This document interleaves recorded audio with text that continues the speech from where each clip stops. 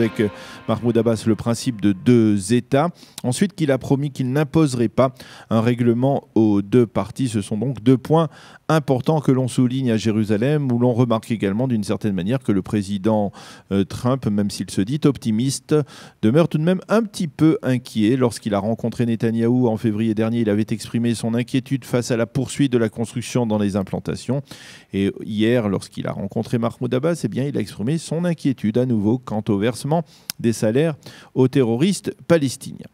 Les autres titres en Israël ce matin, après le vote de la résolution de l'UNESCO niant toute souveraineté israélienne sur Jérusalem, Binyamin Netanyahou a décidé de sanctionner l'Organisation des Nations Unies et de réduire d'1 million de dollars le budget qu'Israël verse annuellement à l'ONU, dont l'UNESCO, vous le savez, est une filiale.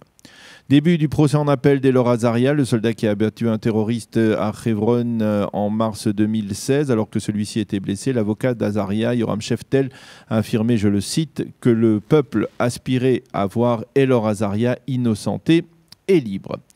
Le rabbin Yigal Levinstein, qui avait tenu il y a 2 mois des propos considérés comme offensants envers des soldats de Tsahal, a annoncé dans un message à ses élèves qu'il prenait un congé, mais la direction de l'Institut de préparation à l'armée qu'il dirige a fait savoir que le rabbin Yigal Levinstein restait le directeur de l'Institut et qu'il continuerait à enseigner, même s'il n'enseignerait un petit peu moins que jusqu'à présent.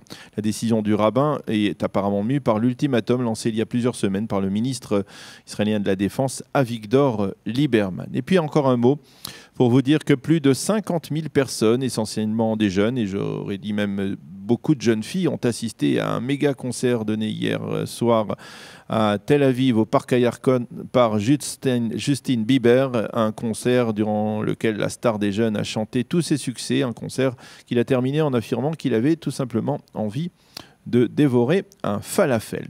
La météo pour terminer étant toujours très beau et chaud sur l'ensemble du territoire israélien. Il fera 22 degrés à Jérusalem, 23 à Tel Aviv et 33 degrés à Eilat. C'est la fin de ce premier journal de la matinée. Je vous retrouve dans quelques instants pour notre invité, le docteur Emmanuel Navon, avec lequel nous essaierons de décrypter la rencontre d'hier à Washington entre Donald Trump et Mahmoud Abbas.